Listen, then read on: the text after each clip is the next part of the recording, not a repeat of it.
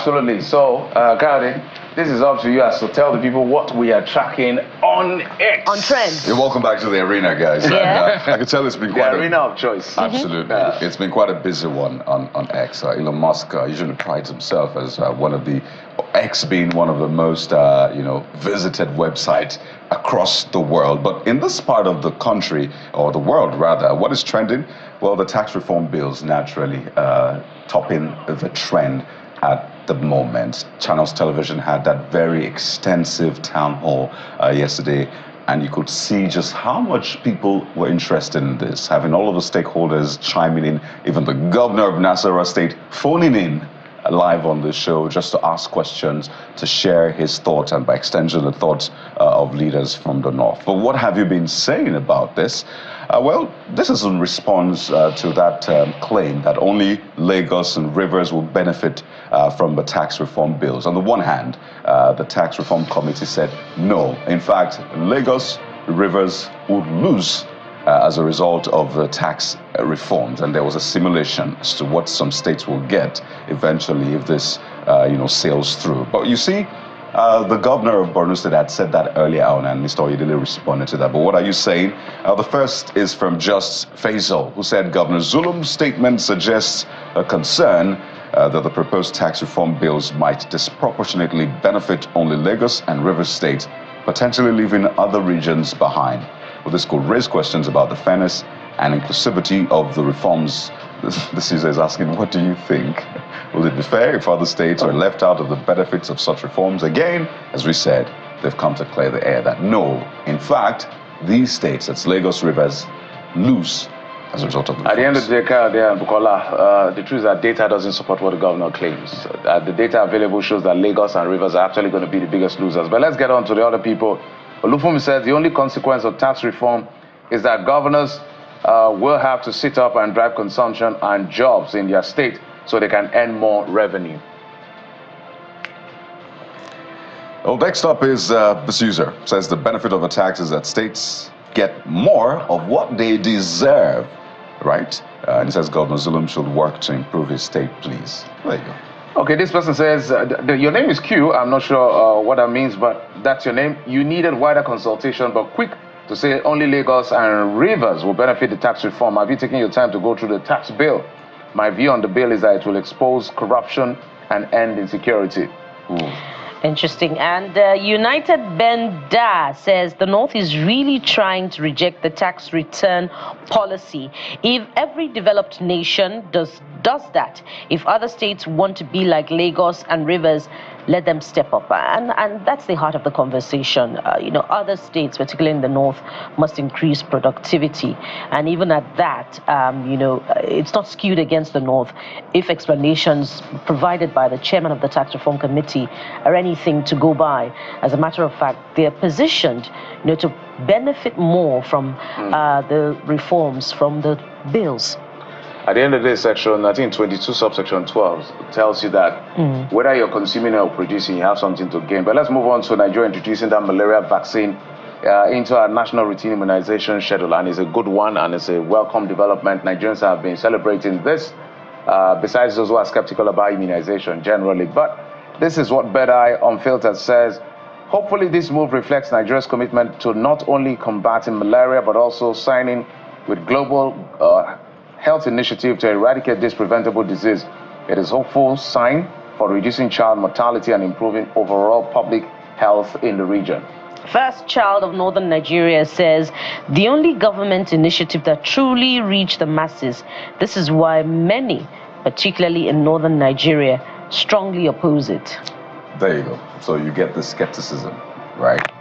This next user, Victor Viri, says even if every sector in Nigeria fails, the health sector must never fail. So we'll keep tabs on this malaria vaccine. In fact, that has now been added. So there should be an extra column if you have a child. There should be an extra column on that vaccine schedule that says malaria vaccine. So all the others, you have to get it, and then malaria as well. But let's quickly flip to what President Tinubu said. By the way, we understand that President Bola Tinubu has arrived South Africa. We'll be bringing you some of the sights of his arrival in South Africa very soon. But Earlier on, the president had spoke about Nigerians living a fake life before subsidy removal, and that got a lot of people talking naturally. So the first person, Shakiru Oyegule, says, I am pained that President Bola Tinubu is yet to grant or even activate a media chat like OBJ then.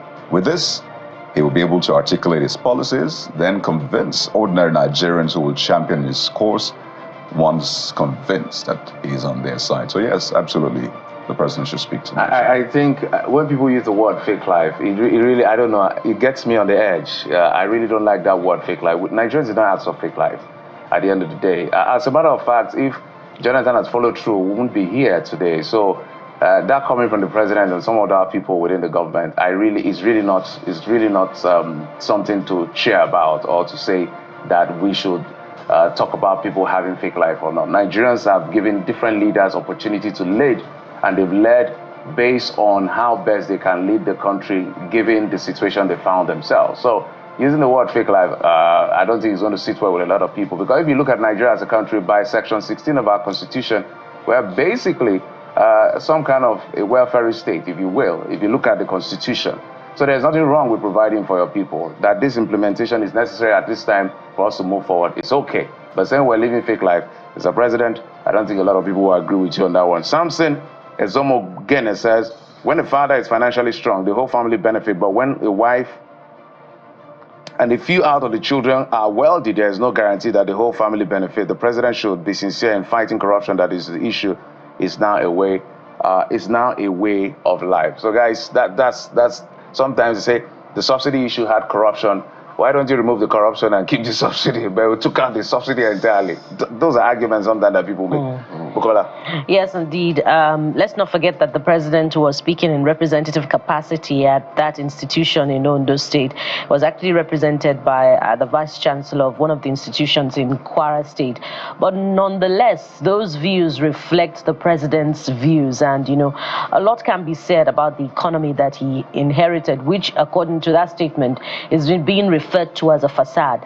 Let's not forget the multidimensional figures that were released by the United Nations in 2022, which adjudged that 65% of Nigerians were living in multi-dimensional poverty in the north, with Sokoto State bearing the highest burden at 91%, and in the south, 35% were living in multidimensional poverty. And not to talk of all other very dismal human development indicators in Nigeria, in the economy that Mr. President inherited.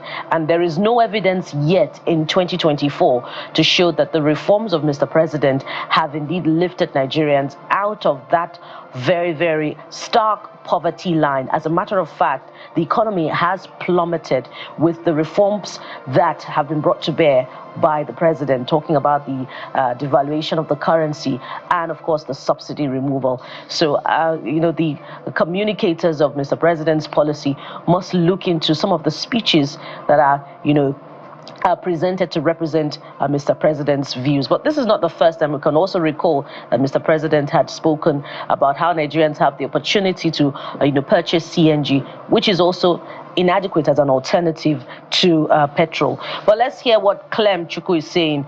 Clem starts by saying, when crude was $30 to BBL, we gave subsidiary. Debt burden was lower, our financial system was strong, and that life was a fake. He's asking. Now it's $70 to the barrel. We don't have subsidy. We up our neck in debt, and this life is real. Okay, so that conversation clearly still ongoing. Let's know what you think. Hashtag CTV Morning Brief. But yesterday, if you follow the EFCC well, you'd see the post that EFCC put up with images saying that it just made single largest asset recovery till date. Recover State in Abuja measuring, get this, 150,500 square meters and containing 753 units of duplexes and other apartments. I just want us to take a few seconds to soak in the image and the information. It's been forfeited to the federal government. Yeah. Okay. So just look at that. But then Nigerians have been speaking. So honeymoon is over. Let's get right into what Nigerians have been saying about this particular one. Olamide is the first one. And yeah, I guess it's as good as mine. This user says, for this recovery to resonate fully with the public, the EFCC must prioritize transparency and accountability. The magnitude of this recovery demands full disclosure. We demand details and the official's identity be made public, because the EFCC said a top brass from a top brass of government. This user goes on to say, without these, then trust in the system risks eroding. But then ends with a compliment. Kudos to the EFCC for their efforts, but the fight against corruption demands holistic reforms and accountability. Maybe it's a plea bargain. We do not know. Perhaps it's why it didn't show the person. So we don't know the terms. Yeah, we don't know the terms of surrender. Full disclosure is needed to build trust. You should include the name of the individual. And Ben Samuel says, we often hear about seizures and forfeitures, but when these assets are sold to the highest bidder, there's complete silence and the matter is brushed aside. Who owned the Ikoyi property where large sums of cash were discovered? I think that's back then in 2019. But, well, that conversation continues. We can now report that Mr. President, as Kaidi said earlier, has arrived South Africa. And that's where, engagements are continuing as far as Nigeria's participation in BRICS is ongoing. Amongst other elements that Mr. President will also be, exploring for Nigeria's, economic development. Let's have that video now.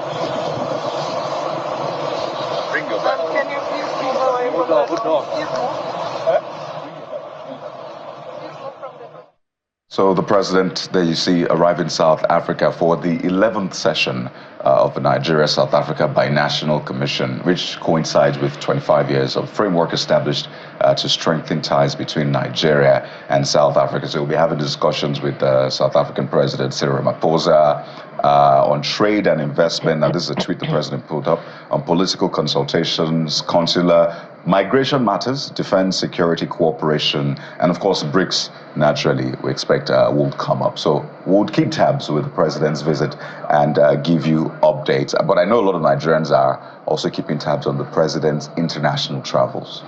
Right, so they've been looking at it, and in fact, there's a list of the travels he made last year and the ones he has made this year so far. A lot of people have their eyes on France and the UK. The president having traveled there at least 4 times each over the just 1+ years he's been in office. But more importantly is, what would Nigerians get from the spending of taxpayers?